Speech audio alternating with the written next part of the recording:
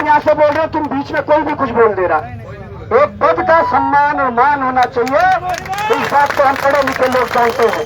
ठीक है, हमारी वैचारिक लड़ाई होगी वो अलग है, सरकार से लड़ाई है, हम सीबीआई मांग रहे हैं, SIT दे रहे हैं, वो हमारी अपनी लड़ाई है, उसको लड़ेंगे।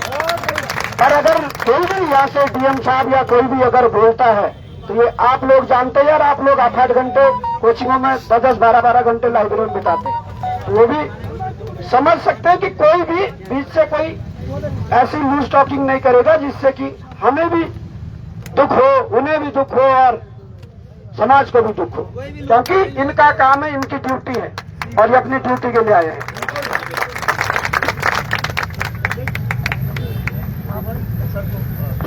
तो मैं माइक थमाऊंगा सीधे श्रीमान जिलाधिकारी देहरादून सविन बंसल जी को, और मैं चाहता हूं कि युवा साथी बैठ जाए यार, मीडिया कर्मी एक साइड में आ जाए जहाँ पे खड़े रहकर, बाकी लोग बैठ जाइए। तो मैं माइक थमा रहा हूं और आप लोग बड़े गौर से और बड़े प्यार से इस शांति से इस चीज को सुनेंगे। धन्यवाद। तुम पे जूते लग रहे, उठ के जाओ ना भाई ऐसे। यूकेडी से बड़ी पार्टी है, यूकेडी ज्यादा ही बना सकते हो। यहाँ पर उपस्थित हमारे सभी छात्र छात्राएं, देखिए हम आपके जो संवेदनाएं हैं, जो कंसर्न्स हैं, उनसे भली भांति परिचित हैं, उनका एहसास है। आपके जो कंसर्न्स थे, पेपर लीक का, चीटिंग का और जो उससे एसोसिएटेड इश्यूज थे, उस पे गवर्नमेंट प्रशासन गंभीर है। इसी वजह से जैसे ही कोई इनपुट आया, एक सेंटर से इनपुट आया, अभी तक एक सेंटर से इनपुट आया है, उस इनपुट के आधार पर जो जो कार्रवाइयां हुई हैं वो पूरे डोमेन में, पब्लिक डोमेन में व्यापक है।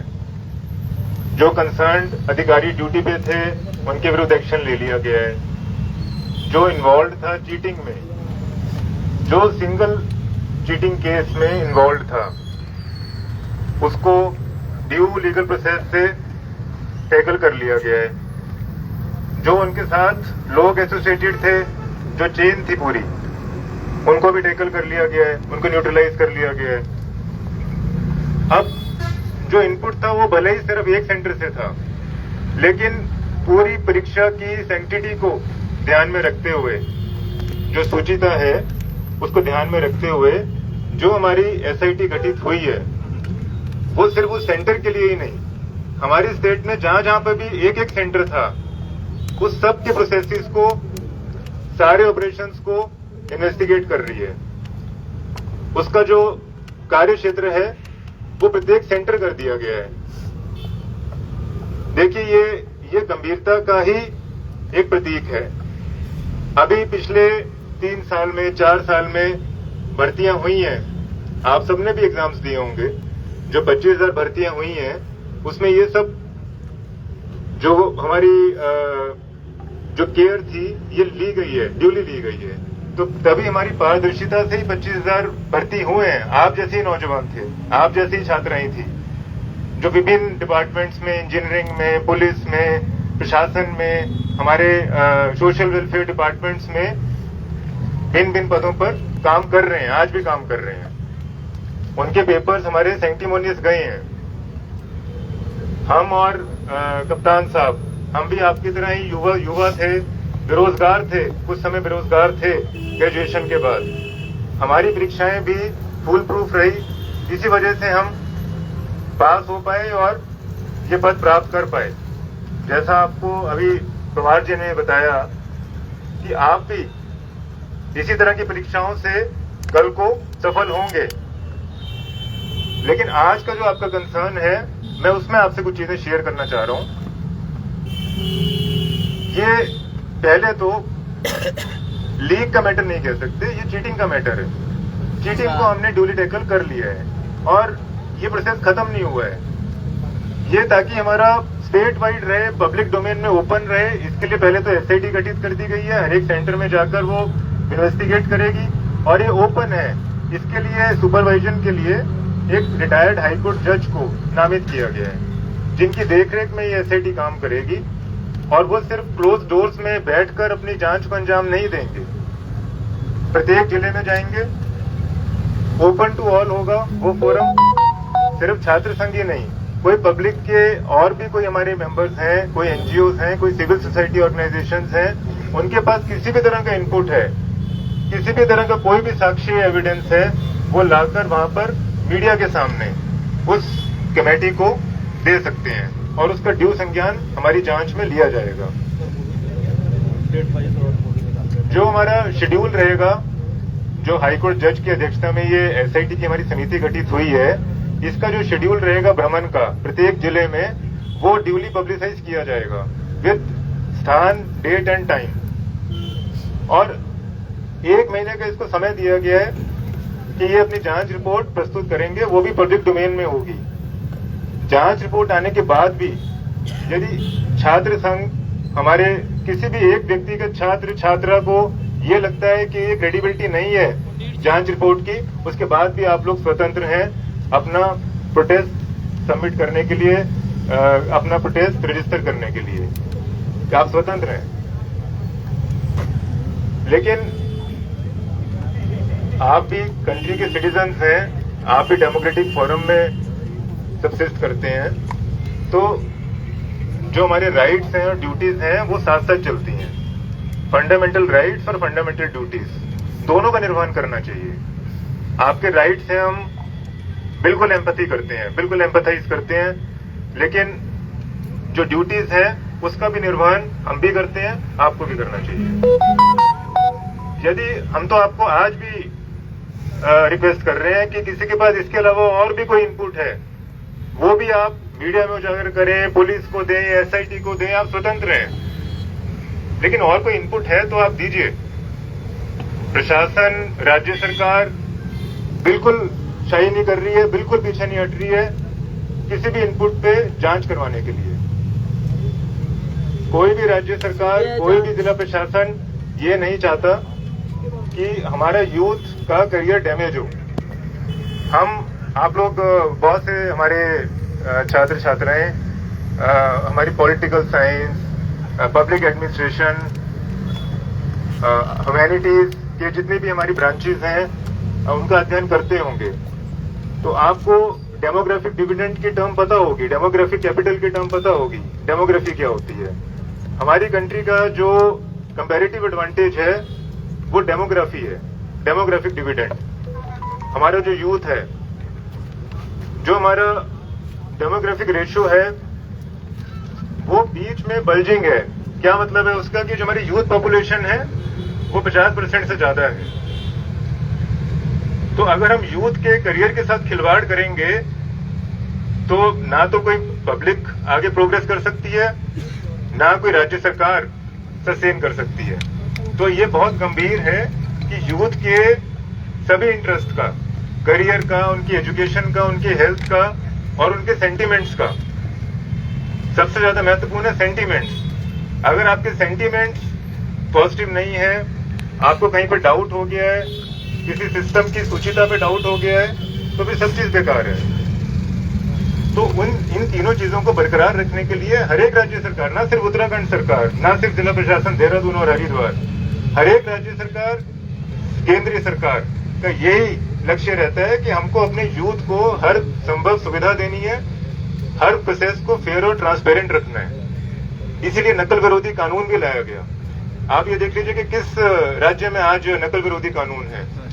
अदर देन बीएनएस, बीएनएसएस के अलावा स्पेशल नकल विरोधी कानून लाने वाली गवर्नमेंट भी उत्तराखंड गवर्नमेंट ही है, जिसमें लाइफ इम्प्रिजनमेंट तक पनिशमेंट के प्रावधान है। और उसको अब आगे एम्प्लॉय भी किया जाएगा। जैसे जैसे कोई भी केस आएगा तो उसके जो डेटरेंट क्लॉजेज हैं उसको एम्प्लॉय भी किया जाएगा। तो मेरा आप सबसे यही निवेदन है कि आपका प्रोटेस्ट वहां तक बिल्कुल जायज था कि अगर कार्रवाई ना होती, जो इनपुट आया उस पर डेटरेंट कार्रवाई हुई है और आगे नकल विरोधी कानून में आपको जो परिणाम होंगे वो भी दिखेंगे, पारदर्शिता से दिखेंगे। और फिर भी उस प्रोसेस को हम खत्म नहीं कर रहे, हमने तो उसको और वाइडन कर दिया स्कोप को। स्टेट गवर्नमेंट या प्रशासन पीछे नहीं हटा, उसको वाइडन कर दिया। और उसको पब्लिक फोरम में ले आए। हर जिले में जाके आप जैसे कई छात्र छात्राओं की जो शंका होंगी उसका निवारण भी करेगी और उनसे रिक्वेस्ट करेगी कि आप इनपुट्स दीजिए हमें, और कहाँ पे हमारी जांच में कमी रह गई है, कौन सा ट्रेल, कोई चीटिंग का ट्रेल है जो हमारी पकड़ में नहीं आया, आप दीजिए हमें। और उसके बाद जांच रिपोर्ट के बाद यदि आप लोग संतुष्ट नहीं होते हैं, then you are independent, you are free to register any type of protest anywhere.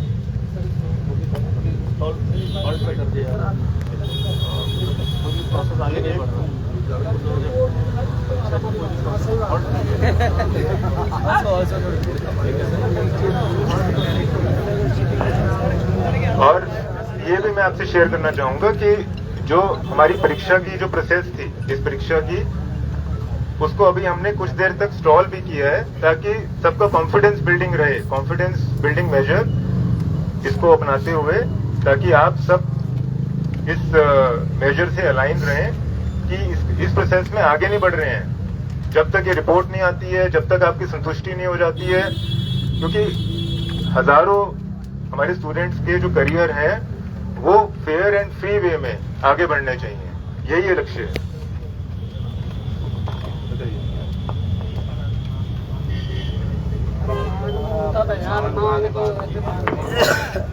आपने जिलाधिकारी देहरादून को सुना, तो सवाल हमारे भी हैं, पर मैं आपसे भी पूछना चाहूंगा कि आप संतुष्ट हैं इस चीज से? ठीक है, कोई नहीं। देखिए, हमने बड़ी हमने आप विनम्रतापूर्ण शिक्षित होने का परिचय दीजिए, हमें वो चीज करने की जरूरत नहीं है। देखिए, लड़ेंगे यार, ऐसा थोड़ी है, लोकतंत्र है, लड़ेंगे। यहाँ बात नहीं सुनी गई तो दिल्ली जाएंगे, दिल्ली लड़ेंगे, ऐसा नहीं है।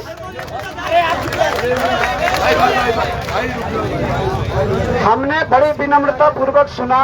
और देखिए डीएम साहब, मैं भी आपको कुछ प्रश्न करना चाहूंगा।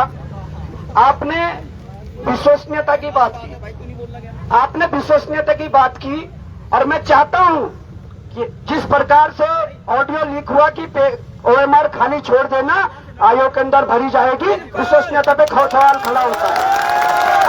आप कैसे कह सकते हैं कि इसमें पेपर लीक नहीं किया जा सकता है? आपका जो नकल रोधी कानून है उसमें पढ़ लेना डेफिनेशन की।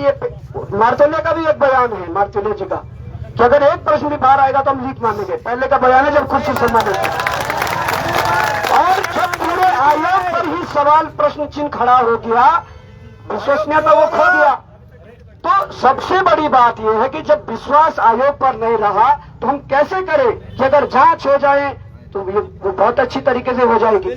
सबसे पहला प्रश्न तो है कि परीक्षा निरस्त होनी चाहिए और इसकी पुनर्परीक्षा होनी चाहिए। ये जायज सवाल है और ये युवा चाहता है।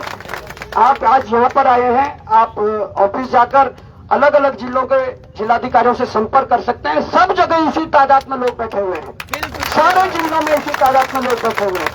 मैं तो कहता हूं कि जब पिछला आंदोलन गांधी पार्क के बाहर हुआ, भले ही एक दिन के लिए भीड़ आई थी, पर जितना युवा पूरे प्रदेश भर में इस बार उतरा है उतना युवा उस समय पर नहीं उतरा था। विश्वसनीयता वाली सर बात यह हो गई कि आयोग पर पूरा प्रश्न चिन्ह खड़ा है, आयोग के लोगों पर प्रश्न चिन्ह खड़ा है, और ये बात अलग है। अब क्या छुपाऊं आप लोगों से, आप यहाँ पर हैं, आपने एसआईटी का जिक्र किया, बहुत अच्छी बात है। 2016 में वीडियो का पेपर लीक होता है, 2 भाई टॉपर हो जाते हैं टिहरी के, 98 और 99 नंबर के टॉपर बन जाते हैं। एसआईटी गठित होती है, बाद में क्या होता है? कुछ नहीं, हाईकोर्ट से निरस्त होता है पेपर। एसआईटी क्या करती है? कुछ नहीं। 2020 में फॉरेस्ट गार्ड का पेपर हो जाता है, यही बॉबी पवार उस समय बेरोजगार संघ का नेतृत्व करता है। यहाँ 12 घंटे टंकी पर चढ़ता है, ये सामने वाली टंकी पर 12 घंटे टंकी पर, उसके बाद जेल भी जाते हैं। पर क्या होता है? एसआईटी की रिपोर्ट कहाँ और एसआईटी की जांच कहाँ पहुंची?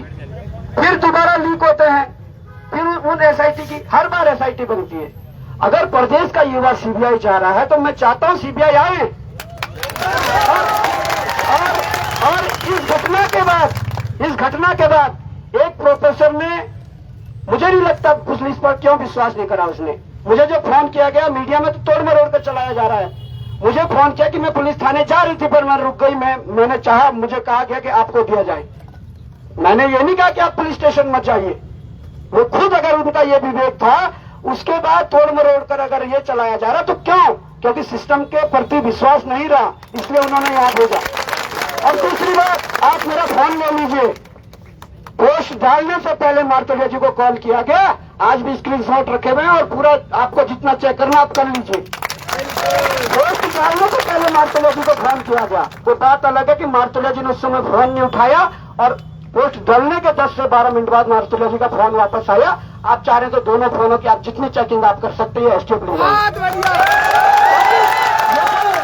ऐसा नहीं है कि फिर इस घटना के बाद क्या होता है, एक र्यूमर्स कि बॉबी कुमार पर शिकंजा कसा जाएगा। मैं कहता हूं कसे, ये बहुत अच्छा अवसर है, ये बहुत अच्छा अवसर है दिल्ली से सीबीआई को देहरादून लाने का, और बॉबी कुमार से शुरुआत की जाए। मैं कह रहा हूं शुरुआत की जाए, और जब उत्तराखंड का युवा सीबीआई चाह रहा तो सीबीआई आनी चाहिए, सीबीआई आनी चाहिए। क्योंकि सर बार बार हम ऐसी घटना नहीं देख सकते। मैं अपनी बात कर रहा हूं, मैं मेरा 2014 में इंटर हुआ, मैं कोई ऐसा नहीं हूं कि कोई बहुत 14 में इंटर हुआ। इन लोगों की पारदर्शी सिस्टम जो चलाते हैं, हम लोगों ने 2-3 साल, मैं बता रहा हूं, मैं मालदेवता कल परसों बाढ़ में गया, मालदेवता आज तक नहीं जा रखा था घूमने, जब बाढ़ आई तब वहां गया। मैं FRI में अंदर नहीं जा रखा हूं, मैं गुच्चू पानी नहीं जा रखा हूं भाई साहब। जब तक 3 साल तक जब तक वो तैयारी की ना, तब तक रूम से कोचिंग और कोचिंग से रूम, कुछ नहीं। पर जब हमें ये दिक्कत हुई, और क्योंकि हाकिम सिंह हमारे आसपास का था, हमें पहले पता लगा क्या है, हमें पहले पता लगा कि किस जेसीबी चलाने वाला का सिलेक्शन उसने करवाया, हमें पहले पता लगा किस ट्रक चलाने वाला का सिलेक्शन उसने कराया, तब हम आगे आए। क्या तो उन्होंने हमारा भविष्य भेज दिया। और मैं चाहता हूं, बड़े आप सबकी भी रिस्पेक्ट है, इन सबकी भी रिस्पेक्ट होनी चाहिए। अभी लोकतांत्रिक व्यवस्था में भारतीय नागरिक है और सबका सम्मान होना चाहिए, क्योंकि कल इन्हीं में से कोई डीएम है, कोई पीएम है, कोई सीएम है, ये बात जायज है। पर मैं ये कहना चाहता हूं कि सर सबसे पहला जो प्रश्न है वो ये है कि आयोग की विश्वसनीयता पर प्रश्न चिन्ह अगर खड़ा हुआ है, तो मैं चाहता हूं कि आप भी गाइड करिए उस चीज को, और आप भी अपने, हाँ आप बोलिए इसके बाद। और क्योंकि आयोग की विश्वसनीयता पर अगर प्रश्न खड़ा हुआ है, आप कितनी भी घोर जांच कर ले, जिस बच्चे का नहीं होगा या मेरिट थोड़ा ऊपर नीचे हो गई, बच्चों के दिल में ये मलाल हमेशा रहेगा कि जांच सही से नहीं हुई और इसमें पेपर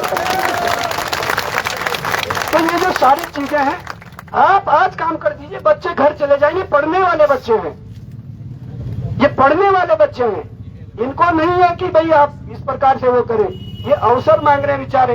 ठीक है, गलत हुआ तो एक बार दे दीजिए अवसर, क्या दिक्कत है। सीबीआई के लिए आप लोग भी प्रयास करें, हम लोग भी प्रयास करते हैं, और माननीय उच्च न्यायालय नैनीताल में रिट डालनी पड़े उस माध्यम से भी प्रयास करेंगे।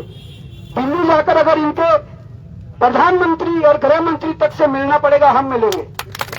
और बात यह कि प्रयास तो सब करें, दोनों तरफ से प्रयास होना चाहिए। हमारा मकसद ऐसा नहीं है कि युवाओं को बड़गला करके तमाम प्रकार की चीजें, और जो सच्चाई है सामने आनी चाहिए। हमने दुख झेला है, हम अगर यहाँ खड़े हैं तो उसके पीछे सबसे बड़ा कारण है कि मैंने बोला ना, जब 3-4 साल तक तैयारी की तो हमने कहीं कमरे से बाहर तक पैर नहीं रखा। जौनसार में सबसे ज्यादा त्योहार होते हैं, साल में एक बार घर जाते थे, शादियां छोड़ दी रिश्तेदारों की, घर वालों की तक शादियां छोड़ी। पर भाई हमें ठेस पहुंची है ना, किस प्रकार से चीजें हुई है। तो ये प्रश्न है, मुझे लगता है कि इन्होंने भी कुछ नोट किया है, ये भी। और आप अगर बोलना चाहेंगे तो उसके पहले या उसके बाद, ठीक है, क्योंकि ऐसा नहीं है, आप आइए, आपका सबका स्वागत है। और बड़ा मतलब ये है कि सबका रिस्पेक्ट यहाँ पर मैं ये मानता हूँ सर, और I always respected it this way. पहली बार ऐसा हुआ है कि किसी नेता ने आपको कुछ बोला है, इसका मतलब आप साफ हैं और अच्छे हैं।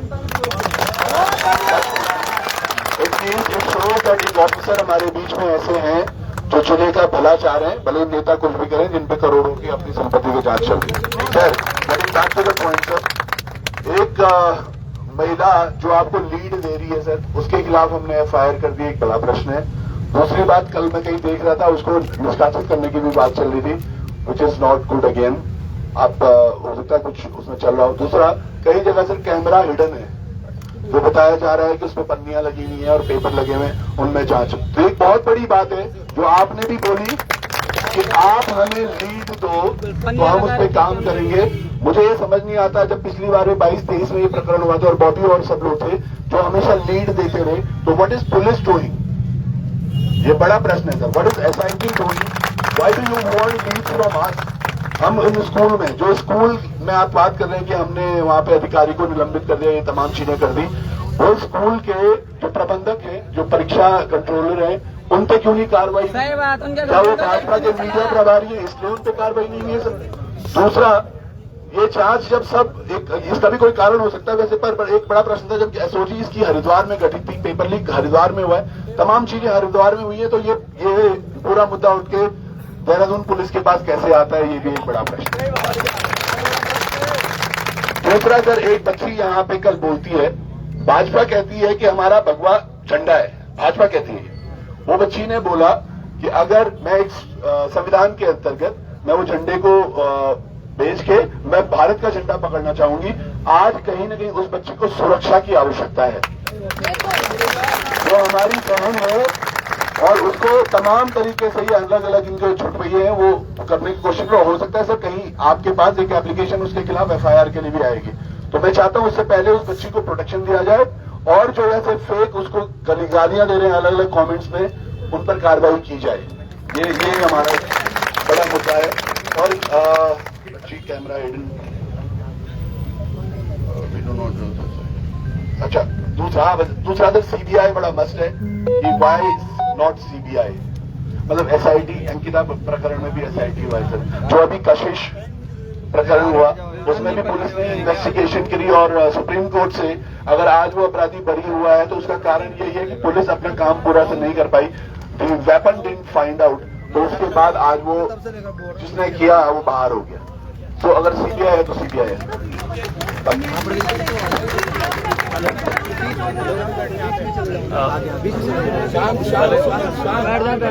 2 मिनट बस आपका और लूंगा। पहले तो मैं अपने सभी युवा भाई बहनों को धन्यवाद दूंगा कि जिस तरह से मैंने भी पढ़ाई करी इलाहाबाद में और मैंने बहुत सारे आंदोलन चाहे वो तरह तरह में पार्टिसिपेट किया, जिस तरह का पीसफुल और संयमित मैंने देखा है कोई भी आंदोलन उत्तराखंड में, खासकर आप लोग के जो बैनर तले देखता हूँ, मैं इसको अप्रिशिएट करता हूँ कि मैं भी रास्ते में डीएम साहब से बात कर रहा था, कितना यूथ संयमित मैंने कहीं देखा, क्योंकि हम भी उसी यूथ वाले उससे जब पढ़ाई करते थे तो कहीं भी घुस के नारेबाजी, पथराव या तरह तरह की चीजें लोग होती थी और कुछ लोग करते थे, तो मैं देखता था कि कितना संयमित आप लोग हैं और इस धूप में भी 4-5 दिन से जो बैठे हैं और संयम है और जैसा सुन रहे हैं, ये भी बहुत बड़ी बात है। इसके बाद सर्वप्रथम धन्यवाद दूंगा आप लोग को और आपके सभी लीडर्स को भी दूंगा कि जो इतना आप लोग से जो संवाद है, इतना कंट्रोल है, जैसे कहा कहते ही आप लोग शांत रहे, नहीं तो कहीं और जाकर यूथ को एड्रेस करना बहुत भारी काम होता है, खासकर किसी प्रशासनिक और पुलिस अधिकारी को। तो मैं आपको सही में धन्यवाद देता हूँ।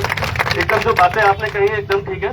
जो मैं बस थोड़ा सा रिवाइंड करूंगा, शायद इसमें कुछ लोग मुझे जानते हो, आप भी जानते ही हैं। जब पहली बार ये जो शिकायतें आई थी पेपर लीक की, 5-6 परीक्षाएं थी और खासकर यही स्नातक परीक्षा थी 2021 की बात है, तो पूरी कोशिश की गई और इसमें जहां तक थे, चाहे वो उन परीक्षाओं के साथ साथ और भी जो परीक्षाएं पहले हुई थी, जो 2016 की बीपीडीओ वाली थी, जो पेंडिंग थी, बहुत सालों से पेंडिंग थी, कुछ नहीं हुआ था, और फॉरेस्ट गार्ड वाली भी, फॉरेस्ट वाली भी थी परीक्षाएं जो ऑनलाइन हुई थी, उसमें जितनी भी तंग नेता से जो भी आप लोग के माध्यम से बहुत सारे हमें साक्ष्य मिले थे और उसमें मैं तो रहते रहते अपने मुझे ध्यान है कि 74 लोग की अरेस्ट हुई थी। उसमें ऐसा नहीं कि कोई हमने ऐसे लोग को अरेस्ट किया, चाहे वो हाकम सिंह वो भी अरेस्ट हुआ था फर्स्ट टाइम। और दूसरी बात है, आयोग के चेयरमैन जो पहले पूर्व में रहे वो भी अरेस्ट हुए, परीक्षा नियंत्रक को भी अरेस्ट किया और जो सचिव उनको भी किया। तो ऐसा नहीं कि जहां संलिप्तता आई तो उसको छोड़ा गया, शायद काफी समय हो गया तो मेमोरी से वॉश आउट हो जाता है। और 2 साल बाद जमानत से सुप्रीम कोर्ट से छोटे थे, तो एक जमानत की प्रक्रिया अलग होती है। अब दूसरा जो सवाल आपको मैं कहना चाहूंगा, हमेशा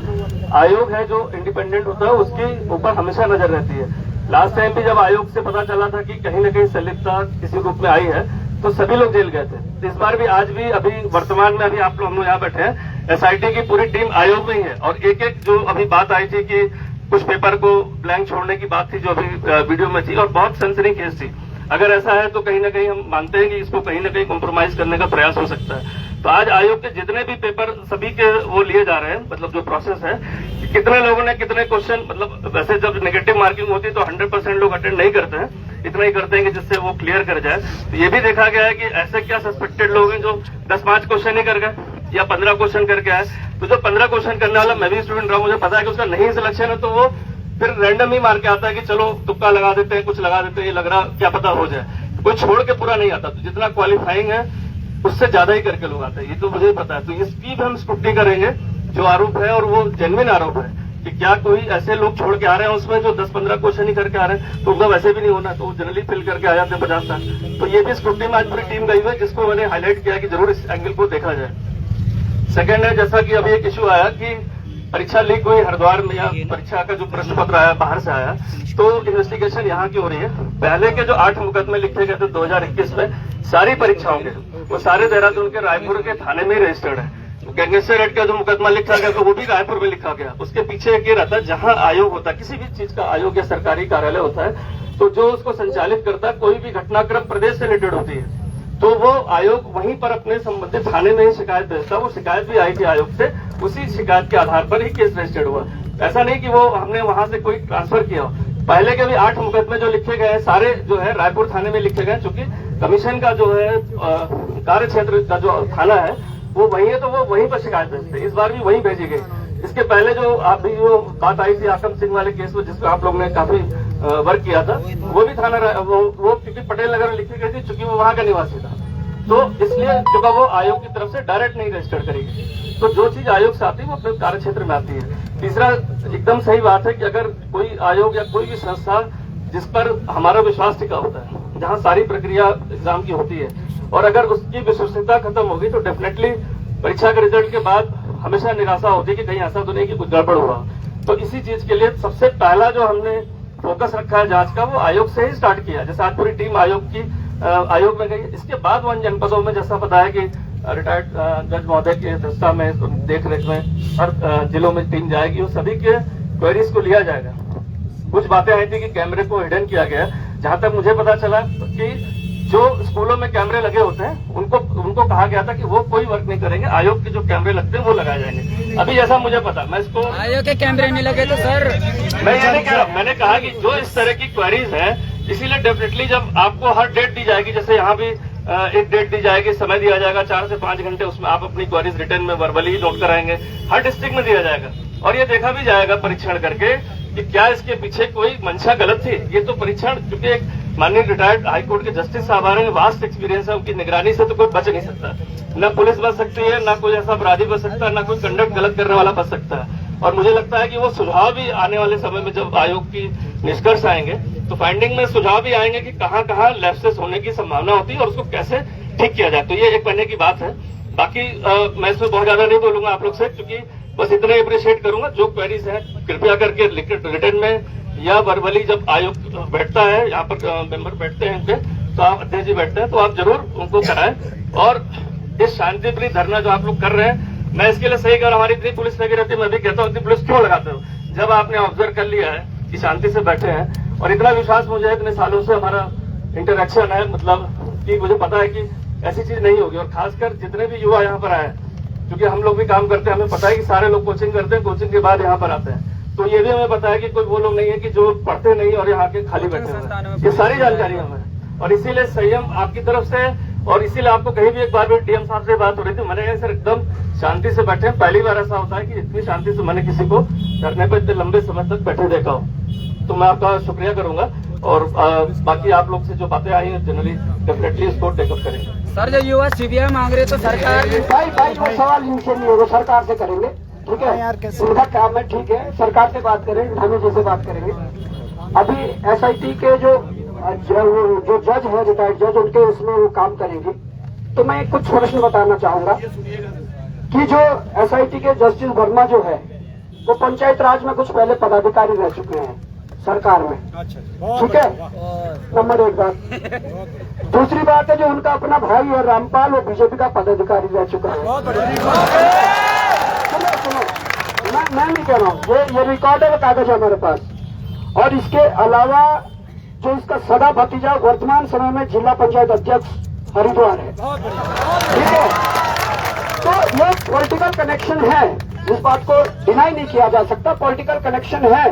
क्यों जस्टिस वर्मा जी को लाया गया, इसलिए हम सीबीआई मांग रहे हैं। और दूसरी बात सर ये है कि मैं एक चीज और बताना चाहूंगा कि ये मेरे हाथ में जो कागज है ये 20 पेज है और ये 20 पेज ये एफआईआर है, ये एफआईआर है और ये एफआईआर जिला इकाई लखनऊ पूर्व कमिश्नरेट लखनऊ की है, थाना cyber crime police station Lucknow. ये 2019 की एफआईआर है और इसमें तकरीबन 20 पेज है, पर तकरीबन इसमें जो जिन पे एफआईआर हुई है वो 13 लोगों पर एफआईआर हुई है। अब मैं आपको ये भी बताना चाहूंगा कि आप लोग कह रहे हैं कि एक सेंटर से पेपर बाहर आया, वहां से ये हुआ, ये सॉल्व नहीं कर पाया, तमाम प्रकार की चीजें जो चल रही। हाकिम सिंह सक्रिय था नहीं था वो भी जांच हो, उसके कितने लोग सक्रिय थे नहीं थे वो भी जांच हो।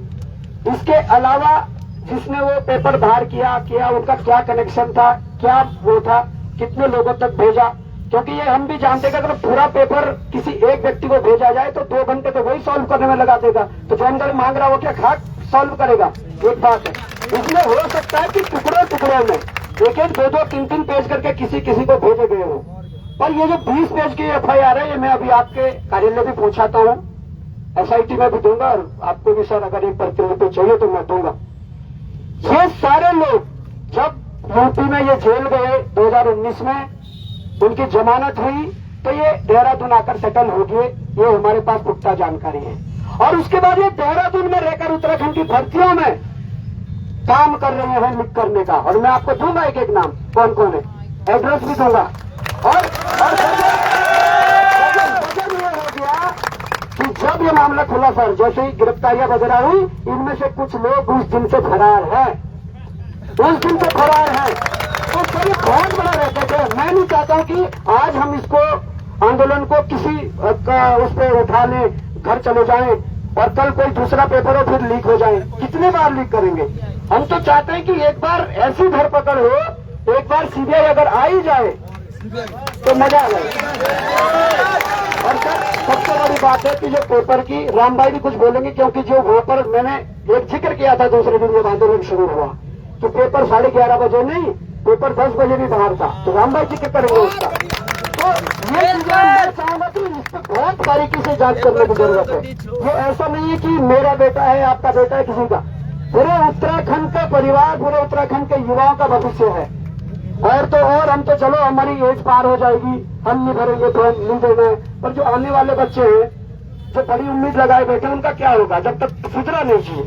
तो राम भाई आप थोड़ा इस बात के भी डिस्कस करिए। और जो कैमरों का है ना, कैमरों का ये मुझे लगता है कि एक जो मैंने पोस्ट डाली थी विकासनगर के स्कूल के प्रधानाचार्य से दबाव में लिखवा लिया गया कि भाई आयोग अपने लगा था, इसलिए हमने अपनी पन्नियां लगा दी। और जब मैंने आयोग के अंदर पता किया, या जो लोग इसके टेंडर करते हैं इस प्रकार की, उनका कहना कि आयोग कैमरा जरूर लगाता है, पर एक मेन गेट पर लगाता है और एक वहां पर लगाता है जहां पर कॉपियां खुलती है। अरे नकल तो कमरों में होती है भाई, बिल्कुल। एक सेंटर पे कम से कम 20 कमरे होते हैं, 450 सेंटर थे, बताओ कितने कैमरे लगेंगे। इसलिए आयोग ने कोई कैमरे नहीं लगाए थे, और जो कैमरे लगे थे उन पर पन्नियां चढ़ाई गई, कहीं पे कागज चढ़ाई गई। बहुत बड़ा प्रश्न है, बहुत ज्यादा बड़ा प्रश्न है। तो राम भाई प्लीज। मैं सिर्फ 2 मिनट अपनी बात रखूंगा सर यहाँ पे। हाँ राम थोड़ा आगे हो जा, राम थोड़ा आगे हो जा। मैं सिर्फ कुछ चीजें बताऊंगा सर यहाँ पे कि एक्चुअल में अब ये जो पेपर है ये सिर्फ पेपर लीक नहीं है, बल्कि पहली बार ऐसा देखा जा रहा है कि इस पेपर में जो है कई अनियमितताएं आई हुई है। तो इस पेपर को जो है सबसे पहले तो हम चाहते हैं कि उसको जो है कैंसिल कराकर ये एग्जाम की घोषणा आज ही कर दी जाए। हम सर ये चाहते हैं कि इस प्रदेश का युवा, हम खुद नहीं चाहते हैं इस प्रदेश का युवा जो है यूं सड़कों पर कब तक वो जो है बैठा रहेगा।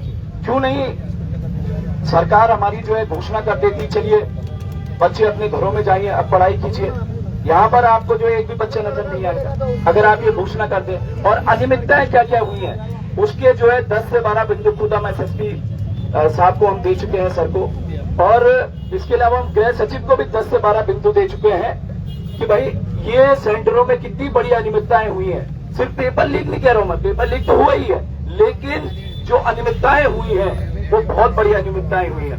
और इसके अलावा अभी हमने 10 से 12 बिंदु और बना लिए हैं इस परीक्षा से रिलेटेड कि कहां कहां पर अनियमितताएं हुई है। अगर आप देखेंगे तो दुदली का एक सेंटर है, उस दुदली के एक सेंटर में पेपर होना था 11 बजे, वहां 10:30 बजे से पेपर जो है चालू करवा दिया गया। जिसकी भी जांच हो वो भी हमने दिया हुआ है पॉइंट, उसकी जल्दी जांच हो जाए। इसके अलावा अगर आप देखेंगे तो हरिद्वार के रुड़की में पहली बार ऐसा देखा जा रहा है। हरिद्वार के रुड़की का एक सेंटर है, वहां पर जो है पूरे सेंटर की जो कार्बन कॉपी होती है जो बच्चों को घर के लिए दी जाती है OMR वाली, उसमें जो है ये छपा ही नहीं है कि मैंने कौन कौन से उसमें जो है टिक मारे हुए हैं, कौन कौन से उसमें वो किए। वो देखिए वो बच्चा भी है जो हाथ उठा रहा, तो बहुत सारे ऐसे हैं। वो पूरा मामला उस सेंटर की जांच है। उसमें कुछ में पहले से ही गोले हो रखे हैं, कुछ OMR में पहले से गोले हुए हैं, इसके भी है चीजें। तो जब इतने सारे तथ्य आपको दिए जा रहे हैं, जब इतनी सारी चीजें जो है मुख्यमंत्री जी के समक्ष भी हम रख चुके हैं। हाँ, एक वीडियो एक जो मुख्यमंत्री के सामने भी हमने रखा, SSP सर के सामने भी हमने रखा कि टिहरी में एक सेंटर है जहां पर जो है बाहर में 2 लड़के जो है पर्ची में कुछ कर रहे थे ठीक अंदर जाने से पहले। वो शिकायत भी हमने की है। और क्या ये जांच का विषय है, क्या वो जो है, और वो ChatGPT पर लगे थे जल्दी जल्दी कि इसका आंसर क्या होगा, इसका आंसर क्या होगा। वो वीडियो है हमारे पास, अब वो वीडियो में हम इनको देंगे और उसमें ABCDEF इसकी जो है, जिस बच्चे ने हमें शिकायत दी वो ये कह रहा था कि इसमें जो है लिस्टिंग कर रखी है ABCD ये सारी चीजें। भाई जब इतने सारे सबूत हैं, इतने सारे जो है तथ्य हैं, तो आप तत्काल इस परीक्षा को जो है निरस्त कराइए और उसके बाद ही प्रदेश का युवा जो है सड़कों से यहाँ से जो है बाहर निकले। ये आपकी बात एकदम ठीक है। इन्होंने आपने मुझे रिटर्न में बहुत सारी चीजें शेयर करी है, क्योंकि इसमें एक इंडिपेंडेंट जब एक रिटायर्ड जस्टिस साहब अपॉइंट हो गए हैं और इसके बाद काम शुरू हो गया, तो ये जो आपकी बातें वो डेफिनेटली वहां तक पहुंचेंगी। और जिस दिन डेट मेरे ख्याल से रिसर्च जल्दी 2-3 दिन के अंदर ये डेट यहाँ पर पहले देहरादून से शुरू करेंगे, इसके बाद हर जनपद में करेंगे। तो इस तरह के साक्ष्य अगर आते हैं आपके माध्यम से, आपने भी दिया और आप लोग से भी आएगा, हर जिले से आएगा, तो डेफिनेटली कहाँ कहाँ क्या चीजें कमियां रही है, जानबूझकर हुई है, साजिश के तहत हुई है या त्रुटियां रही है। तो 1 महीना मुझे लगता है कि बहुत बड़ा पीरियड नहीं है, और हो सकता है 1 महीने का तो मैक्सिमम टाइम दिया है, हो सकता है चीजें 20 से 25 दिन में भी पूरी हो सकती है। तो इतना ही मैं बस कहूंगा। और एक बहुत अच्छी बात कही कि जो आई है बात बहुत सस्पिशियस भी है कि अगर किसी की B कॉपी में जो हम कार्बन कॉपी रखते नहीं प्रिंट आया है, तो छात्रों का भी देखना पड़ेगा कि क्यों नहीं आया होगा, क्या है। और दूसरी बात, कभी अगर OMR पर अगर कोई किसी ने इंक लगा दी है या पहले से बोला है, तो उसको पहले तो मतलब एग्जाम की परीक्षा किसी का लगा है और उसको क्वेश्चन करना चाहिए। लेकिन इतनी साइंस फास्ट है कि आपको ध्यान होगा 2016 में भी कुछ ऐसे ही हुआ था, तब से बहुत सारे सुधार किए गए।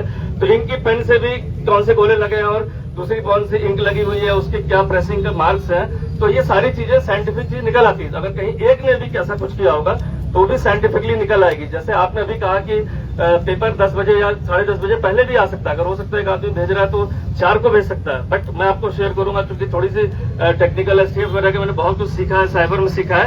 एक भी अगर कोई चीज ऐसी IPDR हो कहीं भी वो हुई होगी सेंटर पर, तो वो सारी चीजों का डेटा भी एनालिसिस हो सकता है। और इसमें मैं भी चाहूंगा कि जब चीजें जब होंगी और उसका कोई फाइंडिंग्स आए, तो आप में से भी जो एक सदस्य के रूप में या एक कमेटी के रूप में उस चीजों को आपके समझ डेली बेसिस पर हो, चाहे डिस्कशन के रूप में, ये भी मैं प्रस्ताव रखूंगा कि आप लोग को भी उसमें सम्मिलित रखा जाए, जिससे कि संवाद जो है, जो इंडिपेंडेंट जो आयोग के अध्यक्ष जी हैं या SIT जो काम कर रही है, वो आपके भी एक कमेटी के साथ जुड़े रहे। कभी कभी ऐसा होता है कि हम अपनी जांच की फाइंडिंग देते हैं लेकिन आप संतुष्ट नहीं होते, तो वो डेली बेसिस पर ना हो, दूसरे तीसरे दिन हो जाए, तो क्या होगा कि ये चीजें हमारे बीच में विश्वास बना रहेगा। तो मैं सिर्फ इसीलिए आया हूँ, जिलाधिकारी महोदय भी इसीलिए आए, और सिर्फ इसलिए आए कि आपको एक आश्वासन, तो जो हमारे स्तर के आश्वासन है वही हम दे सकते हैं। बाकी जो आपकी बातें हैं वो जरूर सरकार तक पहुंचा भी दी जाएंगी जिलाधिकारी महोदय के माध्यम से। बट आप लोग को मैं बहुत धन्यवाद दूंगा।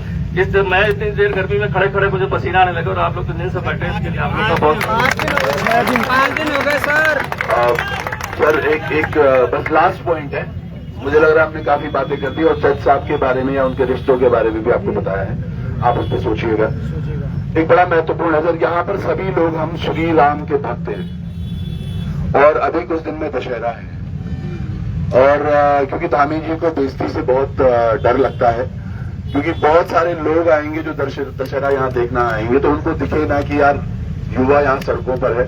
तो आप सब लोगों से आग्रह है सर, अगर ये मेला मतलब जो ये रावण दहन होगा ये दूसरे किसी ग्राउंड में अगर शिफ्ट किया जा सके, क्योंकि हाँ तब तक आप काम करवा दीजिए। हाँ तब तक याद हो, तब तक आप काम करवा दो।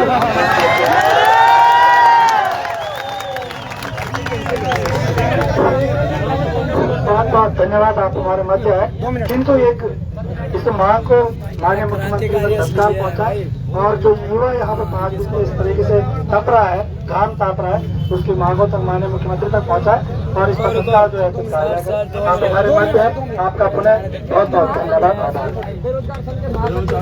आराम से जाने दे, वहीं से कोई नहीं बनी से आराम से जाने दे। मैं तो बोल रहा हूँ भाई, गाड़ी बस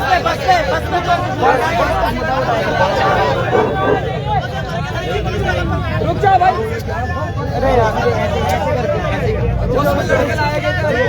अरे बैठ जाओ भाई। सबसे पहली बात तो ये है, हरिद्वार में जिन कॉलेजों में शिकायतें आई हैं उनका कनेक्शन भाजपा के नेताओं से। मैं ये चाहता हूँ इस पूरे परीक्षा में कितने ऐसे कॉलेज हैं जिनका संबंध भाजपा के नेताओं से और वहाँ परीक्षाएं आयोजित हुई। बिल्कुल ये पॉइंट है। इसकी लिस्ट हमें चाहिए सार्वजनिक। बिल्कुल जो इससे पहले जांच हुई, अजय सिंह सर एसटीएफ के हेड ने, आपको उस समय बहुत सारी जानकारी दी गई। हकम सिंह गिरफ्तार हुआ, बहुत सारे लोग गिरफ्तार हुए। कानून की धाराओं में ऐसी कौन सी कमी होगी कि वो सुप्रीम कोर्ट से बाहर छोड़ के आ गया? नकल कानून बना तो क्या गारंटी है कि वो दोबारा बाहर नहीं आएगा? मैं ये कह रहा हूँ कि अगर सरकार के कानून में, बीएनएस में नकल माफियाओं को पकड़ने में सक्षम नहीं है तो आप जनता के सुपुर्द कीजिए, उनका एनकाउंटर कीजिए। जम्मू कश्मीर के हाई कोर्ट ने कहा है कि एक बच्चे की जिंदगी बर्बाद करना अटेम्प्ट टू मर्डर है। बिल्कुल सही।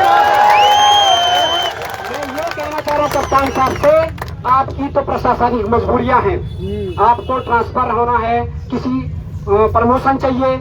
अशोक खेमका जी बनना सबके बस का बात नहीं है। 34 साल में कप्तान आप लोगों की प्रशासनिक मजबूरियां हैं। ट्रांसफर के लिए 2 करोड़ 5 करोड़ का देना पड़ता है, हम समझते हैं इस व्यवस्था को, लेकिन ये मुद्दा नहीं है सर, ये व्यवस्था का मुद्दा है। मैं ये कहना चाह रहा हूँ, ये व्यवस्था का सवाल है, मैं व्यक्तिगत नहीं कह रहा हूँ किसी को। मैं ये कह रहा हूँ कि अगर प्रशासनिक अधिकारियों की मजबूरियां हैं तो इन नकल माफियाओं को जनता के हवाले कर दें, हम इनका एनकाउंटर कर देंगे और हम पर मर्डर की धारा लगाएंगे। बिल्कुल नाना साहिब। वही बता रहा हूं। आपने कहा कि आपके पास जो भी इनपुट है आप हमें दीजिए। अगर मैं किसी आईएएस अधिकारी और सीएम के किसी खास व्यक्ति का आपको इनपुट दूं, क्या एसआईटी इतनी सक्षम है कि उनकी जांच कर पाए?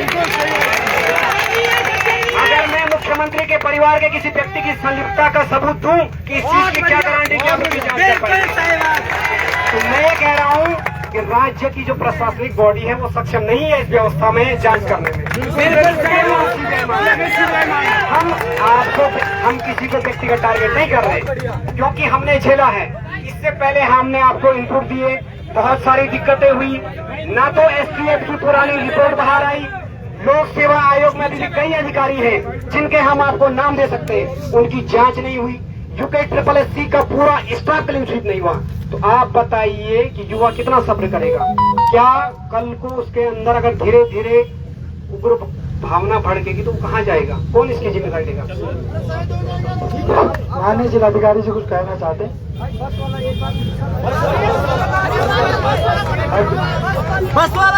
यहाँ पर सर क्या हुआ कि अभी 3 दिन पहले हरिद्वार से 235 बच्चे लाए गए और हमने उन बच्चों के माँ बापों से भी बात की। उनका कहना है कि उनका बच्चा फर्स्ट सेम और सेकंड सेम का विद्यार्थी है, BA, BCom, BSc कर रहा है और उनको यहाँ लाया गया एकता बिहार धरना स्थल पर। वहाँ नारेबाजी कराई गई कि परीक्षा परिणाम जारी कराओ, संज्ञान कौन लेगा? और वहाँ बोला गया कि निष्पक्ष और सारी चीजें हुई है। मैं चाहता हूं सर, कॉलोनी में एक आपने अभी अभियान चलाया था देहरादून पे उत्तराखंड पुलिस ने, कॉलोनी में कुछ फर्जी दादाओं के लिए। सही बात है। तो ये लोग भी कॉलोनी में अभ्यर्थियों की श्रेणी में आते हैं, इन पर मुकदमा होना चाहिए सर। जो इस प्रकार का षड्यंत्र कर रहे हैं कौन है? तो धन्यवाद। आप एक बार डीएम साहब को लास्ट बार सुन लीजिए, फिर ये जाएंगे, फिर हम अपना डिस्कस करेंगे। और इनके मैं निवेदन करूंगा स्पेशल, सब जो इनपुट जो सारी चीजें पता है इस पे गौर करके आप आगे बात करें। और अगर वो मानते हैं तो मैं विश्वास दिलाता हूं कि अगर अभी परीक्षा निरस्त होती है और पुनः परीक्षा के लिए होती है, सीबीआई के लिए प्रयास कर रहे हैं तो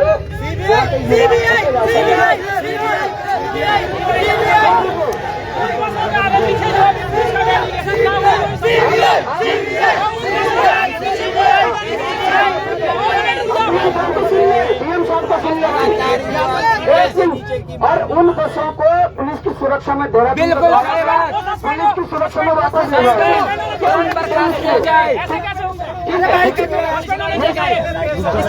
ये सारे दिन के आगे रख दिया है यार, तुम तो इन पे बड़ा करे, रुक जाओ। हमने बोल दिया, रिटर्न फॉर्म में भी दे देंगे।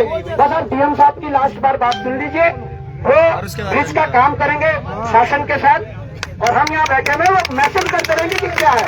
अगर बुलाएंगे तो यहीं से जाएंगे बात करने। धन्यवाद। आराम से सुन लीजिएगा प्लीज। कोई नहीं भाई जी, सुन लो साहब को। नीचे हो जाओ यार, सारे बैठ जाओ यार, सारे बैठ जाओ। पहली बार देख लोगे जिस प्रकार से आपने अभी तक शालीनता के साथ सुना है सर, हमारे और सरकार के मध्य एक सेतु का काम कर रहे हैं। प्लीज आपको एक बार गौर से सुन लीजिए, तब आप भले बोलते हैं। बैठ जाओ भाई इधर से। देखिए, जैसे कीप साइलेंट। आप सबसे पहले भी जैसे हमने शेयर किया है, हम लोग भी आपके बीच में से ही हैं। हम लोग भी कोई ऐसा पैराशूटेड नहीं है। हम लोग भी आपके बीच में से ही, आप जैसे ही परिवार हाउस होल्ड से ही आए हैं मूल रूप से। हमारे अभी भी भाई बहन हैं, परिवारजन हैं जो स्ट्रगल कर रहे हैं, पढ़ रहे हैं, परीक्षाएं दे रहे हैं। तो हम आपके संवेदनाओं को समझते हैं। जैसा आप लोगों ने अभी सजेस्ट भी किया है, डेफिनेटली मतलब हम ब्रिज ही हैं आपके बीच में और गवर्नमेंट के बीच में। तो जो आपकी लेजिटिमेट कंसर्न है उनको अवश्य रूप से गवर्नमेंट के समक्ष रखा जाएगा। जो आपकी पेपर कैंसिलेशन की मांग है, मैं पहले उसके बारे में आपसे बताना चाह रहा हूँ कि देखिए, जब भी कोई हीनियस से हीनियस क्राइम भी होता है, वो एलिगेशंस होती हैं, उसमें पहले विवेचना की जाती है। चाहे वो लोकल थाना करे, एसआईटी करे, सीबीआई करे, कोई भी जांच एजेंसी करे, उसकी पहले विवेचना की जाती है, फिर निष्कर्ष पे आकर उसको सजा मिलती है। आपकी सारी एलिगेशंस चाहे जेन्युइन है, ट्रू है, या हो सकता है कि उसमें कुछ आपका सिर्फ डाउट्स हो, उन सब की विवेचना के लिए हमने आपसे 1 महीना मांगे। 1 महीने में जो हमारी जांच चल रही है, उसकी जो रिपोर्ट आएगी, अगर वो सेटिस्फैक्ट्री नहीं है तो हमने आपको पहले भी बात की है कि आप तब भी अपना प्रोटेस्ट कर सकते हैं, तब भी अपने डाउट्स रेज कर सकते हैं। लेकिन एक बार जो वो आपसे साक्ष्य लेना चाह रहे हैं इन मीडिया डोमेन, इन मीडिया बंधुओं के सामने ही आपसे वो बात करेंगे, चाहे आप ओरली दें, साक्ष्य दें, रिटर्न में दें, जैसा आपको देना है। और आपसे इसमें मांगा जा रहा है, जैसे हमारे बीच में से अभी एक बंधु जो बता रहे थे कि हमसे क्यों मांगा जा रहा है। जो जांच एजेंसी है वो तो कर ही रही है अपना काम, लेकिन आपकी सेटिस्फेक्शन के लिए कि हमारे पास एक एडिशनल एविडेंस था, वो नहीं मांगा गया। जब हम ओपन इंक्वायरी बोलते हैं, ओपन इंक्वायरी या आयोग गठित करने का मतलब यही होता है कि पब्लिक से फीडबैक और एविडेंसेस ले लिए जाएं, इसलिए आपसे मांगा जा रहा है। तो 1 महीने के बाद जब उनकी जांच पूरी हो जाएगी, पब्लिक से मिल लेंगे, छात्र छात्राओं से मिल लेंगे, उसके बाद भी यदि रिपोर्ट आपको संदिग्ध लगती है या इनकम्प्लीट लगती है, तब आप अपना जो डाउट्स है, प्रोटेस्ट है, विरोध है, वो कर ले। और अभी ये जो परीक्षा हुई थी, इसको तो अभी हमने स्टॉल कर ही दिया है, ये हम अभी आगे नहीं बढ़ाएंगे जब तक वो जांच रिपोर्ट समक्ष नहीं आती। तो मेरा आपसे ये निवेदन है कि ये जो आपका ये जो करियर का ये जो टाइम है, ये प्राइम टाइम है। इसमें आपको जो अपना प्रोटेस्ट के जरिए मैसेज कन्वे करना था, वो आपने कर लिया। जो आपने मैसेज कन्वे करना था वो कर लिया। उस पे जो गवर्नमेंट ने वाइडन करनी थी जांच स्कोप, वो कर लिया गया है। जहां तक सीबीआई की आप बात कर रहे हैं, देखिए, जब आयोग की रिपोर्ट जब आ जाएगी और उसमें हमको लगता है कि नहीं, इसमें हमारा आमजन संतुष्ट नहीं हो रहा, या जांच में कुछ कमियां हैं, सारे एस्पेक्ट्स पे कवर नहीं हो पाया, या सक्षम नहीं था हमारा जांच एजेंसी सारे एस्पेक्ट्स को कवर करने के लिए, तो उस तरफ भी सोच लिया जाएगा। ऐसा कोई उसमें रूल आउट नहीं किया गया। कहीं से किसी भी स्तर से जो आपकी मांग है सीबीआई जांच के लिए, उसको भी ऐसा कोई रूल आउट कर दिया गया कि वो अड़िग है कि नहीं जाएंगे वहां पर। लेकिन पहले एक अपनी जो स्टेट एजेंसी होती है हमेशा उससे पहले सीबीआई की जो है वो एक प्रीलिमिनरी रिपोर्ट मांगती है फैक्ट फाइंडिंग के, हमेशा एक प्रीलिमिनरी रिपोर्ट मांगती है कि केस डिटेल्स क्या हैं, क्या क्या हमने जांच करी, क्यों आपने रिकमेंड किया सीबीआई को कि आप क्यों सक्षम नहीं थे उसको करने के लिए, तो ये सब वैसे भी जांच करनी पड़ेगी, तो बिना उसके वो एक्सेप्ट भी नहीं करेंगे। तो मेरा आपसे पेपर कैंसिलेशन के लिए तो हम डिसीजन तब करेंगे जब उनकी रिपोर्ट आ जाएगी। कौन सी रिपोर्ट?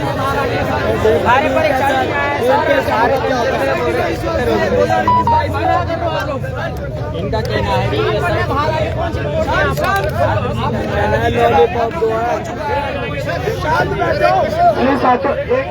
आप सर की बात को ध्यान से सुनिए, आप दोस्त तो जाइए प्लीज।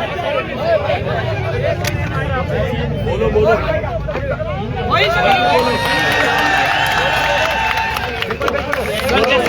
सर जैसे मातुली जी का कहना है कि सिर्फ 3 पेज बाहर आए और पेपर लीक नहीं माना जाएगा। सुनो भाई सुनो 3 पेज से बाहर आए तो पेपर लीक नहीं। अरे भाई शांत हो जाओ भाई, आपके हिसाब से भी यही है, पेपर लीक नहीं माना जाएगा। तो दिया बयान उन्होंने,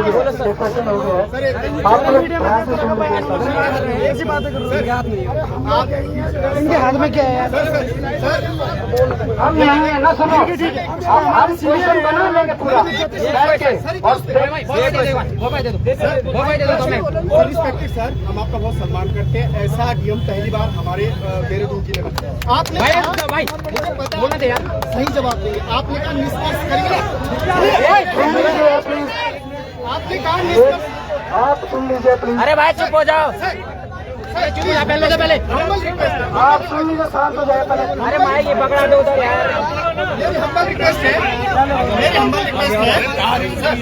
आपने कहा कि हम पहले जांच करेंगे फिर निष्कर्ष।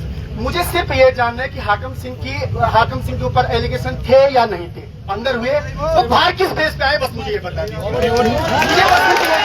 अब हम आगे की जांचों पर क्या बोल सकते हैं? ये आप लोग इतने पढ़े लिखे सभी लोग हैं कि कानून में जो है ट्रायल जो चलता है वो सजा के लिए होता है, और जब अरेस्ट होकर जाता है तो 6 महीने 8 महीने साल भर 2 साल जेल में रह सकता है। जमानत देना माननीय न्यायालय, सुप्रीम कोर्ट, हाई कोर्ट का अधिकार क्षेत्र है। ऐसा नहीं कि कोई ऐसा ऑफेंस देश का नहीं जिसमें जमानत नहीं होती हो, कोई भी देश का ऐसा क्राइम नहीं है जिसमें जमानत उसकी चाहे 1 साल 2 साल बाद जमानत ना होती। तो ये क्वेश्चन उस पर नजर क्यों नहीं रखी गई? बस मैं एक और जिलाधिकारी महोदय बोल रहे थे, बीच में इंटरप्ट हो गया। मैं आपको एक और जो फैक्ट बताता हूँ, शायद अभी यहाँ ना पता हो, 2022 में भी सीबीआई जांच के लिए हाई कोर्ट में पिटीशन फाइल हुई थी, वो इन्हीं ग्राउंड पर खारिज हो गई थी कि उसमें इन्वेस्टिगेशन में बताया गया सत्तू से। इसीलिए जो जिलाधिकारी महोदय कह रहे थे वो है मेरे पास, वो इसलिए कह रहे थे कि एक बार जब इंडिपेंडेंट फाइंडिंग आप लोग के सभी के पूरे प्रदेश के छात्रों युवाओं की शिकायतें लिपिबद्ध होकर उसकी प्राथमिक जांच कर ली जाएगी, तो वो आयोग उस पर सक्षम होता है कि हाँ मैं इस चीज को किस लेवल तक रिकमेंड करूँ कि इसमें किस एजेंसी की जरूरत है। आज की डेट में कोई भी अनाउंसमेंट सिर्फ अनाउंसमेंट हो जाएगी, उसके पीछे डॉक्यूमेंटेशन होता है। शिकायत किसकी है, शिकायतों का जांच हुई कि नहीं, प्रारंभिक हुई, किस लेवल तक इसमें अनिश्चितता पाई गई, ये सारी चीजें जब जाती है तभी कोई सेंट्रल एजेंसी कोई केस टेकअप करती है। 2022 की PIL खारिज हुई है, 2023 में फिर एक PIL आई थी इसी परीक्षाओं घोटालों को लेकर, जो आज भी कोर्ट में पेंडिंग है। तो इसीलिए चूंकि तैयारी करके आप लोग उसकी पार्टी बनी, मैं तो हमेशा कहता हूँ अभी भी पेंडिंग, आप उसमें पार्टी बन सकते हैं, एक खारिज हुआ के रिव्यू में जा सकते हैं। तो 1 महीने तो मांगा, कोई ज्यादा नहीं मांगा। मैं जिलाधिकारी महोदय से कहूंगा कृपया लास्ट में अपने सर उसको कर लेते। आप लोग का सेटल है 1 महीना, हमारे हम तो सर सड़कों पे आंसर ही नहीं दिया भाई, उसका पेपर नहीं है। हमारे करियर का प्राइम टाइम है, जो हमारी परीक्षा देने की एज होती है वो लिमिटेड होती है, और इस अवधि में इसका बोल रहा भाई, फैमिली में हमारे साथ जो डेस्टिनी होती है, डेस्टिनी किसी के साथ भी किसी भी तरह का प्ले करती है। तो जब आपको ये अवसर मिल रहे हैं, आपको अच्छे दिन मिल रहे हैं, कहाँ मिल रहे हैं?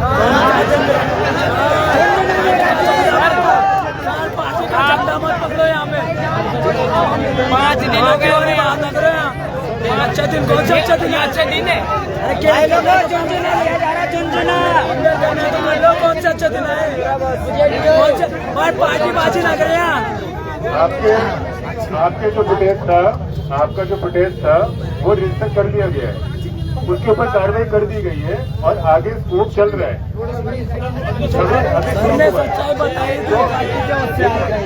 जो निष्कर्ष है और जो इफेक्ट है उसके लिए आपको थोड़ा सा समय मांगा है। बिल्कुल समय देने का तो मतलब है। तो आप अपना पढ़ाई में ध्यान दीजिए।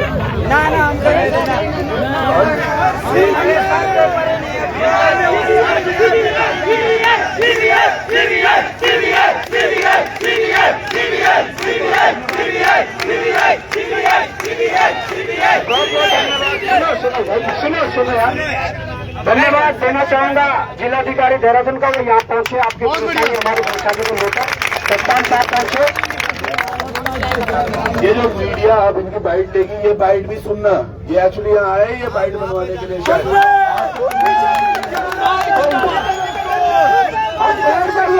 अब इम्पोर्टेंट बातें करनी है, बैठ जाइए, आप बैठ जाइए, आप बैठो। जितने लोग पीछे हो भी आगे आ जाए यार, मंच खाली कर दे। अब बातें होगी।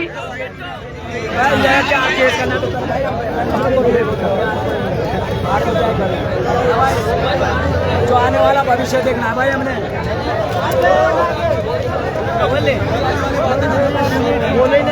भाई जो बातें हुई है उस पर बातें होंगी। अब बैठिए, आप बैठिए सब लोग।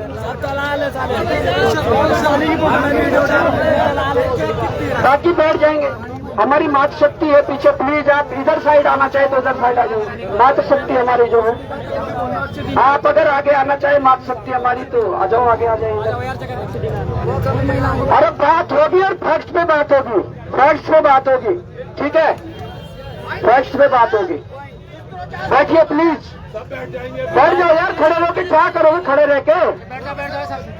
दिक्कत किसको है बैठने में? बताओ क्यों दिक्कत हो रही है, बताओ। ऐसे जवानी में दिक्कत हो रही है बैठने में? 1 महीने तक बैठेंगे जब तक जांच नहीं होगी। बैठ जाइए प्लीज।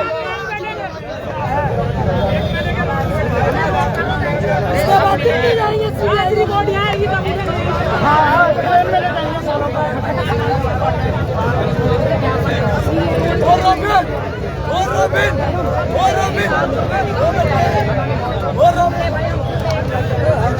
भाई हम शांत हो जाएंगे, शुरू करते हैं प्लीज। बैठिए सब लोग। देखिए ये आप सबके आंदोलन का असर है कि जिलाधिकारी और कप्तान साहब को यहाँ आना पड़ा।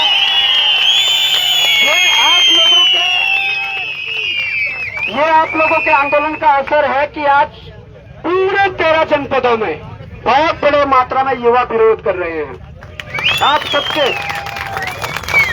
इस आंदोलन का असर है। दूसरी बात है कि 1 महीने का टाइम ये बता रहे हैं। छोड़नी पड़ेगी, क्यों 1 महीने का टाइम क्यों ले रहे हैं लोग?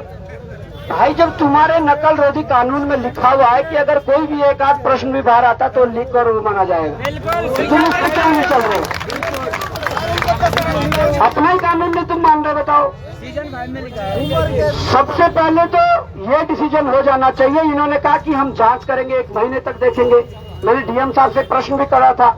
मैंने कहा विषय जांच का है ही नहीं, विषय कैंसिल करना ना करने का है ही नहीं।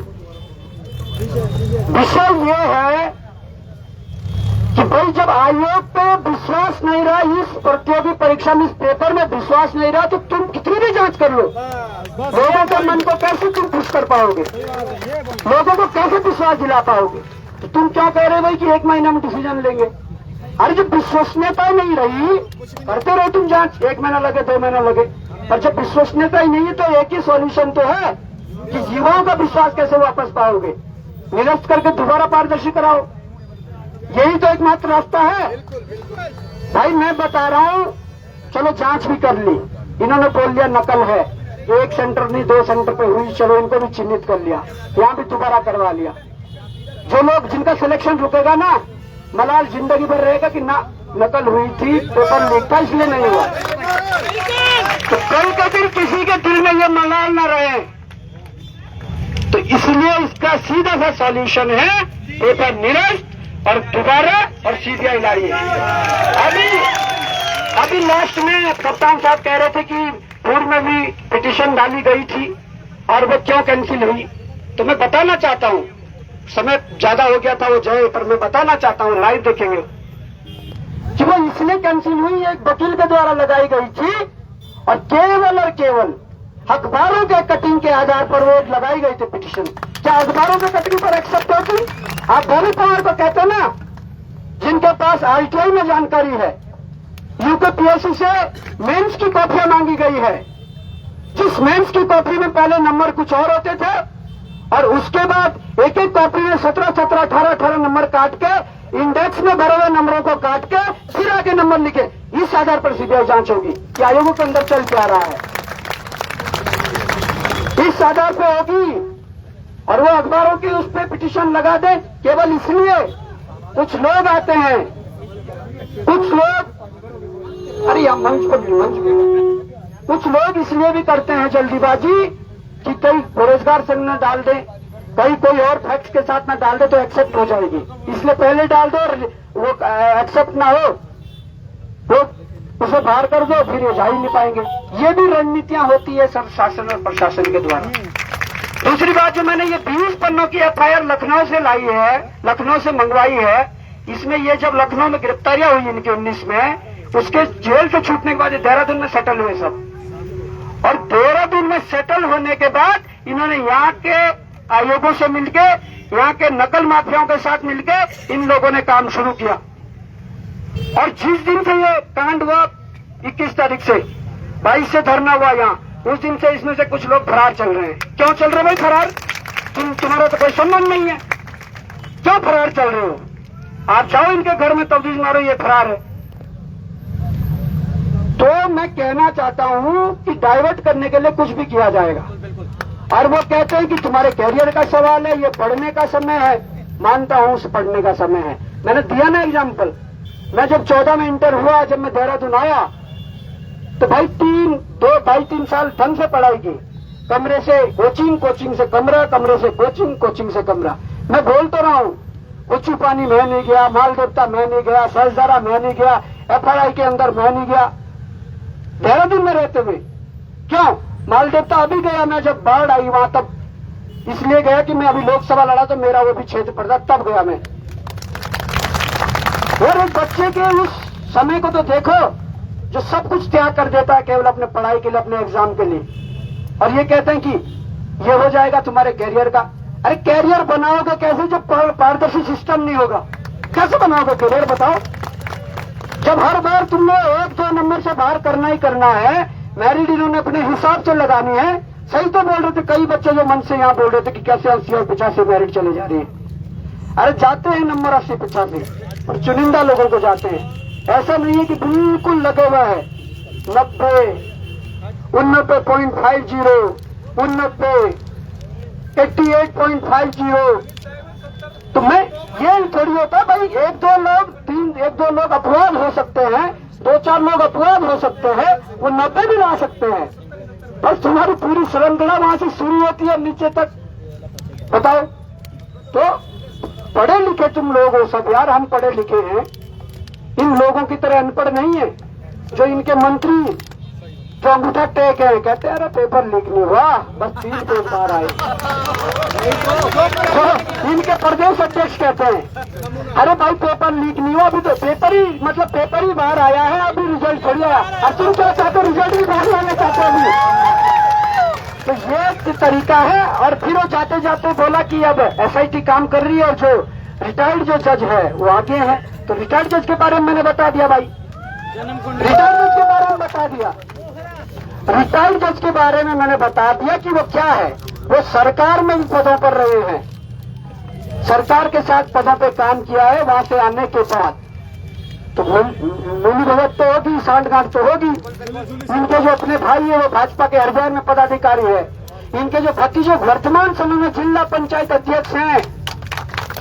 तो यार तो क्या चाहिए? ये भाजपा कनेक्शन नहीं है तो क्या कनेक्शन है? जैसे हमारे महासचिव उत्तराखंड बेरोजगार संघ के भाई सजेंद्र कठेर जी ने कहा कि 450 जितने सेंटर थे, आप उनकी डिटेल दीजिए, उनके मालिकों के नाम दीजिए। मैं कह रहा हूं 50% से अधिक ऐसे सेंटर मिलेंगे जब भाजपा कनेक्शन मिलेगा। तो किस बात की बात करते हो? अगर एक भाजपा कनेक्शन वाले आदमी के स्कूल से पर्चा बाहर आ सकता है, पेपर बाहर आ सकता है, तो क्या और भाजपा वाले बैठ जाएंगे काम के?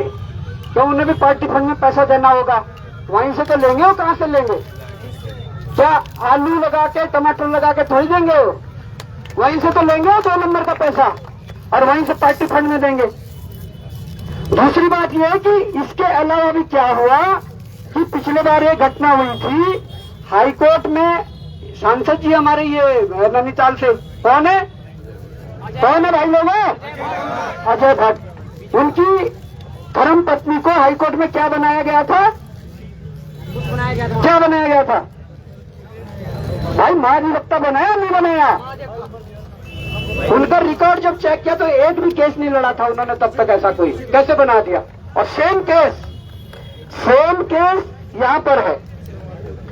सेम केस इनके जो पुत्र हैं, जो जस्टिस जो कह रहे हैं, जो रिटायर्ड जस्टिस आए हैं और जो एसआईटी के ऊपर रहेंगे, इनके जो पुत्र है राहुल वर्मा, जो राहुल वर्मा है, उनको अपर महाधिवक्ता बनाया गया है, जबकि अभी तक कोई कैसे केस नहीं लड़ेगी जिससे उनको बनाया जा सके।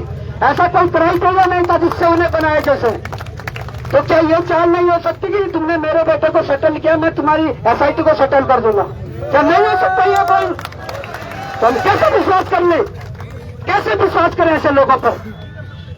अब वो दिन हम भूले नहीं जब दिल्ली हाईकोर्ट के एक जज के घर पर छापेमारी हुई, कितना पैसा निकला? तुम चाहते तो यार युवाओं को भ्रमित करना जानते हो। ये भी एक बात है कि ये युवा ध्यान से सुन रहा है, ये युवा 5 दिन से लगा हुआ है और ये आगे भी इसी इस पर रहेगा। पर अगर इन युवाओं के सब्र की परीक्षा ली गई तो ये वही युवा है, ये उन लोगों का खून है जिन्होंने इस भारत की आजादी से लेकर उत्तराखंड राज्य गठन तक की लड़ाइयां लड़ी। ये उन लोगों का खून है, ये युवा, ये उत्तराखंडी है। तो इनके सब्र की परीक्षा ना ली जाए, क्योंकि सब्र का बांध अगर टूटेगा तो निश्चित ही यहाँ से कई कुर्सियां बहेंगी, सरकारें बहेंगी, ये मैं निश्चित कह रहा हूँ।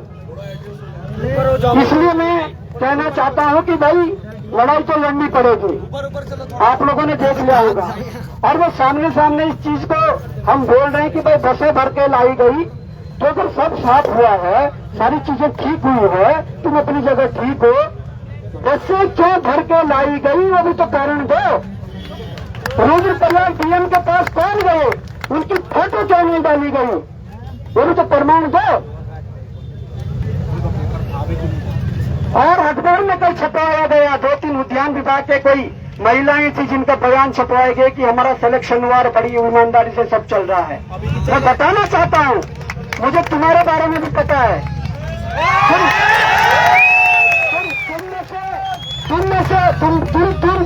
तुम में से एक का पति मीडिया में है, तो उनसे संपर्क करके कुछ भी छपवा दोगे? बताओ। तुम्हारा पति मीडिया में है, वो फोन करता है क्योंकि 600 करोड़ का जो बजट रखा गया है सूचना के लिए, इसीलिए तो रखा गया है, कैसे भ्रमित करना है, भ्रमित के मुद्दे नहीं उठाने हैं। तो मैं कहना चाहता हूँ अगर उनकी हिस्ट्री भी डाली तो शाम को फेसबुक पे डाल देंगे कि भाई एक पत्रकार पति ने अपने सरकारी कर्मचारी पत्नी को बोला, अपनी बाइट भी दे लिख के, अपने मित्र की बाइट भी दे और बोल दो कि अच्छा हो रहा सब। ये जो मैनेजमेंट चल रहा है ना, ये तोड़ना है। मैनेजमेंट करना तो स्टेट का ठीक करो, अपने लोगों को बचाने का नहीं। तो मैं ज्यादा नहीं बोलना चाहता, बस ये चीजें रखनी थी। मैंने ये भी बता दिया कि जस्टिस जो थे उनके बेटे को क्यों बनाया गया, जस्टिस जो है उनका क्या संपर्क है, सरकार के साथ क्या कनेक्शन है, सारी चीजें बता दी। तो अब भी अगर आप लोगों को ऐसा लगता है तो मैं समझता हूं कि आप लोगों के हाथ में फैसला, हम कुछ नहीं। आप जैसे कहोगे हम वैसा सुनेंगे, आप जैसा कहोगे हम वैसा करेंगे। आप लोग पर मैं ये कहना चाहता हूं कि अगर ये यहाँ से उठाने की कोशिश करते हैं, अगर ये जगह से, तो दोबारा यहाँ नहीं आना है। कौन कौन तैयार है दोबारा घंटाघर और गांधीनगर आना? हमने ये इस कार्य इसलिए चुना है कि यहाँ से ज्यादा डिस्टर्ब किसी का नहीं हो रहा है। और अगर हमें यहाँ से डिस्टर्ब किया तो घंटे घर और गांधी पर वोट लेना नहीं होगा।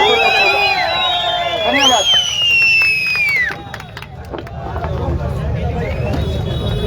बोलो केदारनाथ धाम की। बड़ा आनंदित प्रफुल्लित है आज पूरा हमारा युवा वर्ग। ये आप लोगों की जीत है जो हम इतने दिनों से बात कर रहे थे। और याद रखना वो दिन दूर नहीं जब धामी भी आएगा। बिल्कुल। वो कुर्सी के इतना चुटकी है, उसको जब दिखेगा कि कुर्सी हिल गई है तो 100% वो यहाँ आएगा, गड़गड़ाएगा, उड़ाएगा। मैं कुछ थोड़ा सा बोलना चाहता हूँ आप सब लोगों से। कोई भी व्यक्ति, मैंने कल भी बोला था, कोई भी हमारा युवा साथी ये मीडिया चैनल्स पर, खासकर गोदी मीडिया पर अपने आप से बयान देने से बचें। हमारे मुद्दे ये 4 लिखे हुए, इसके अलावा इनको कुछ और बोलने की जरूरत नहीं है। जहाँ पे नहीं आएगा समझ, हाथ छोड़ देना, बोला हम श्री राम भक्त हैं, हम कुछ नहीं जानते। क्योंकि ये हर तरफ से, क्योंकि ये भ्रष्टाचार में लिप्त है ना, ये तो तंत्र मंत्र षड्यंत्र सब रचेंगे। इनकी हालत खराब हो रखी है और धामी कब जाए कब ना जाए उसको खुद नहीं पता। तो वो पूरी ताकत लगाएगा, पूरी ताकत लगाएगा।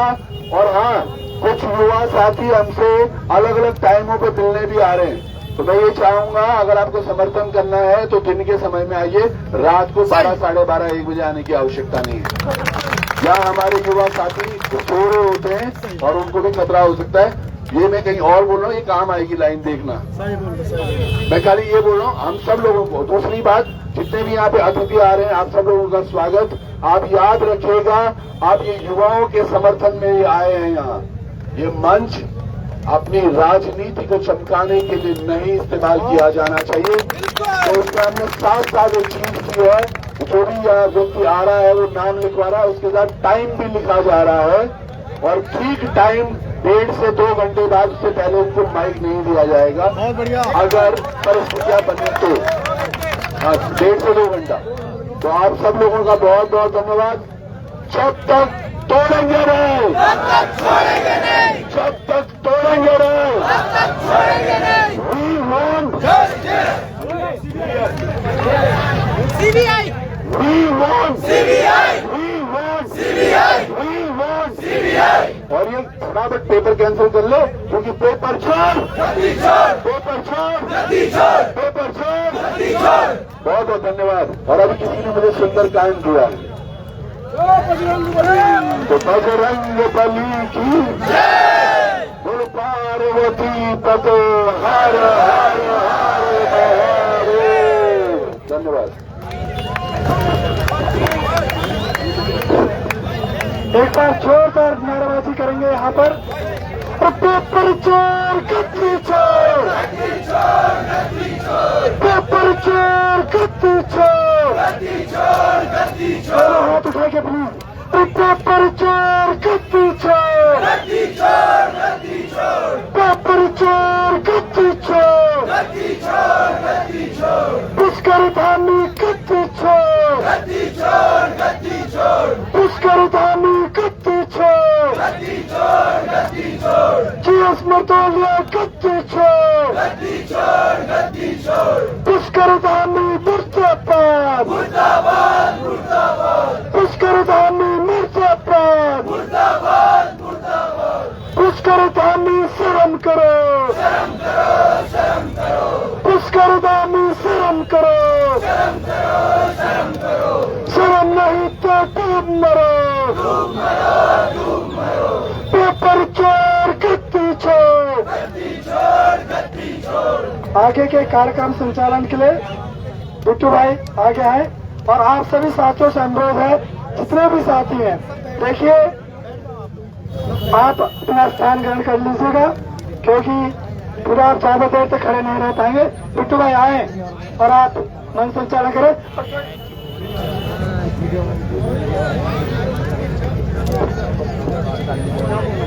हमारे बीच आदरणीय श्री प्रसाद सेहवाल जी भी हमारे समर्थन में आए हैं। हम आपका बहुत बहुत स्वागत करते हैं।